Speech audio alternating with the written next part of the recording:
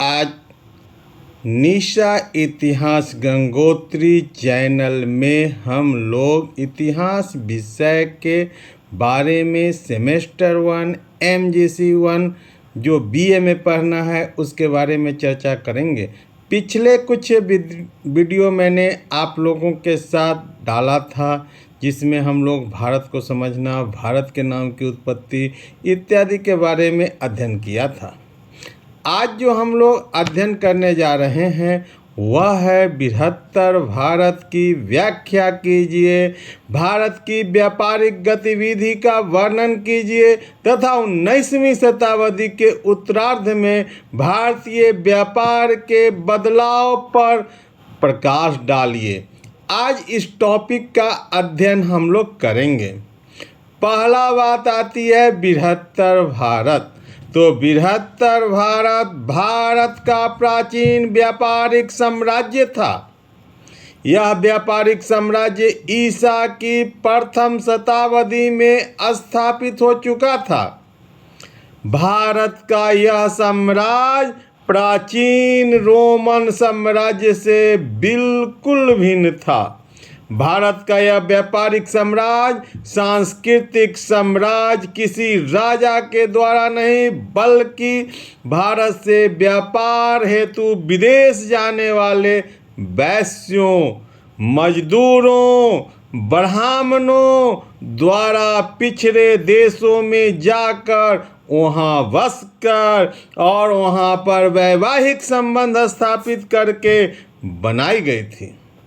तो इन लोगों ने वहाँ के निवासियों के साथ जबरदस्ती धर्म परिवर्तन या दास बनाने का कोई कार्य नहीं किया, बल्कि वहाँ के निवासियों के साथ घुल मिल से रहकर सौहार्दपूर्ण वातावरण बनाकर वहाँ पहले बसे। भारतीयों द्वारा कहीं भी दक्षिण पूर्वी एशिया में अत्याचार के उदाहरण नहीं मिलते हैं। भारत के इस व्यापारिक संबंध का वर्णन भारतीय साहित्यों में नहीं मिलता है। इनका उल्लेख हमें चीनी साहित्यों में देखने को मिलती है। इतना कुछ होने के बाद भी हमारे राजाओं ने, हमारे उस काल के इतिहासकारों ने कुछ नहीं लिखा। हमें ये सब जानकारी कहाँ से मिलती है? चीनी साहित्य से मिलती है। यह दुर्भाग्य की बात है कि उस काल के राजाओं का ध्यान इस ओर नहीं गया। वे सिर्फ अपने परिवार का इतिहास लिखाने में, अपने युद्ध का इतिहास लिखाने में लगे रह गए, जबकि समाज में क्या घटना घट रही है, सामाजिक क्रांति क्या हो रही है, इसकी उन्होंने इतिहास नहीं लिखवाया। इस छोटी सी पहलू का ध्यान कहाँ गया? चीनी साहित्यकारों की ओर गया। उन्होंने इतने बड़े भारतीयों द्वारा अपने पड़ोस के देशों में जाकर इतना अच्छा सौहार्दपूर्ण वातावरण में जो काम किया उसका वर्णन वे करते हैं। तो प्राचीन काल में भारतीय समुद्री मार्ग से व्यापार के लिए विदेशों में दूर दूर तक लोग जाया करते थे। व्यापार द्वारा इन द्वीपों से खूब सोना कमाया जाता था, अतः इन द्वीपों को स्वर्ण द्वीप भी कहा जाता था। गुप्त काल में विशेष रूप से भारत के संबंध इन देशों से स्थापित हुए। इन देशों में भारतीय सभ्यता संस्कृति का प्रचार प्रसार हुआ। ये देश कौन थे? मलाया, जावा, सुमात्रा, बोर्नियो, सियाम, कंबोडिया, अनाय और ब्रह्मा थे। ये सब देश कहाँ हैं? भारत के पड़ोस में हैं। इन देशों में हमें भारतीय सम्राटों, नदियों, शहरों, देवी देवताओं, कला साहित्य आदि के प्रमाण मिलते हैं। इनके अतिरिक्त भारतीय कला संस्कृति के प्रमाण हमें मध्य एशिया, चीन, तिब्बत, कोरिया, जापान तक में भी मिला है। दूसरी ओर इस काल में भारत अफगानिस्तान तक फैला हुआ था। इन समस्त भारतीय संस्कृति से प्रभावित क्षेत्र को ही हम लोग क्या कहते हैं, बृहत्तर भारत कहते हैं। मध्यकाल में भी भारत अपने पहले से विकसित औद्योगिक स्थिति को बरकरार रखे हुए था, लेकिन जब बाबर ने भारत में आक्रमण किया, भारत पर अपनी सत्ता स्थापित की, तो यहाँ के औद्योगिक विकास में भी चेंजिंग आया, गुणात्मक परिवर्तन हुआ। अब चूंकि सत्ता बदल गई, विदेशी भारत आकर बस गए, यहाँ की सत्ता पर काबिज हो गए, तो उनके अनुसार व्यापार ढल गया, यानी व्यापार में गुणात्मक परिवर्तन हो गया। 18वीं शताब्दी के उत्तरार्ध में जब इंग्लैंड में औद्योगिक क्रांति हुई, तो विश्व के उन सभी देश प्रभावित हुए जिनकी खोज उस दौर में यूरोप के नाविकों के द्वारा किया गया था। कोई भी अछूता नहीं रहा। क्यों? इंग्लैंड में औद्योगिक क्रांति हुई। औद्योगिक क्रांति के लिए कच्चे माल की आवश्यकता थी, कच्चे माल उनके पास नहीं थे। वह अपने औपनिवेशिक देशों से लूट कर कच्चा माल अपने देश लाया और अपना विकास किया। भारत में 19वीं शताब्दी के उत्तरार्ध से द्वितीय विश्व युद्ध प्रारंभ होने तक जो औद्योगिक विकास हुआ वह अतुलनीय था। इस काल में विभिन्न उद्योगों की उत्पादन क्षमता में वृद्धि हुई। भारत में उद्योगों का वास्तविक विकास विभिन्न पंचवर्षीय योजनाओं के द्वारा प्रारंभ हुआ। इससे पहले हम देखते हैं कि भारत में या प्रथम विश्व युद्ध हो या द्वितीय विश्व युद्ध हो, इस काल में औद्योगिक विकास काफ़ी हुआ।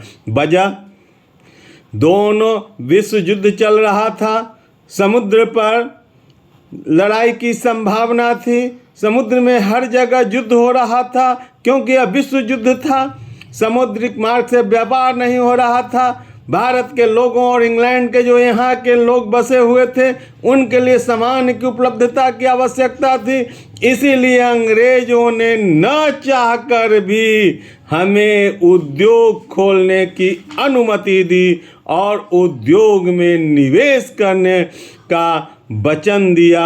और इसी का फायदा उठाकर भारतीय उद्योगपति, चाहे वह टाटा हो, बिरला हो, उन्होंने भारत में उद्योगों का जाल बिछा दिया। जब तक विश्व युद्ध चलता रहा तब तक भारतीय उद्योग पनपते रहे।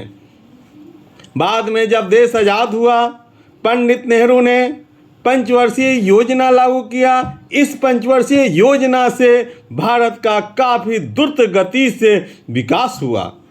वास्तव में द्वितीय पंचवर्षीय योजना जो है एक महत्वाकांक्षी योजना थी, जिसका प्रमुख उद्देश्य देश का औद्योगिक विकास करना था। इस योजना काल में भिलाई, दुर्गापुर और रांची जैसे शहरों में बड़े बड़े कारखाने स्थापित किए गए। इसके बाद प्रत्येक पंचवर्षीय योजना में सार्वजनिक क्षेत्र के अंतर्गत औद्योगिक विकास को प्रोत्साहन मिला। इस प्रकार भारत में औद्योगिक विकास की एक नई सामाजिक तथा राजनैतिक चेतना का जन्म हुआ और यही सरकार की नीतियों ने भारत में सार्वजनिक क्षेत्र में उद्योगों का जाल बिछा दिया। ऐसी बात नहीं है कि 19वीं शताब्दी में सरकार ने अपने स्तर से प्रयास किया और वह सफल रहा, बल्कि हमारे देश के बड़े बड़े पूंजीपतियों ने निजी क्षेत्र में भी बड़े बड़े उद्योग लगाए और भारत के विकास में अपना योगदान दिया। यही कारण है कि भारत की अर्थव्यवस्था को मिश्रित अर्थव्यवस्था कहा जाता है।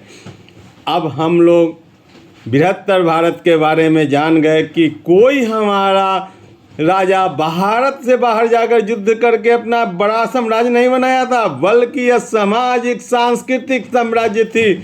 हमारे जो सामाजिक नैतिक मूल्य थे, हमारे धर्म थे, हमारी संस्कृति थी, उससे प्रभावित होकर हमारे पड़ोस के देशों ने इसे अपनाया था। इसलिए अब विशुद्ध रूप से राजनीतिक नहीं बल्कि सामाजिक सांस्कृतिक साम्राज्य था।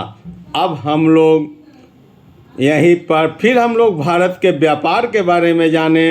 प्राचीन काल से आधुनिक काल का व्यापार की क्या स्थिति रही, हमारे उद्योगों की क्या स्थिति रही, इसके बारे में हम लोग अध्ययन किए। थैंक यू, जय हिंद। अब आप लोगों से निवेदन है, निशा इतिहास गंगोत्री चैनल का जो लक्ष्य है, प्रत्येक बिहार के प्रत्येक विश्वविद्यालय के बीए के हिस्ट्री बीए के छात्रों तक इसे पहुंचना और उन छात्रों के माध्यम से जन जन तक इतिहास को पहुंचाना, इस लक्ष्य के लिए हमें आप सहयोग करें, लाइक करें, सब्सक्राइब करें, शेयर करें और हमारे चैनल को जन जन तक पहुंचाएं कि वो अपने इतिहास की भाषा को, अपनी भावना को पहुंचा सके। थैंक यू, धन्यवाद।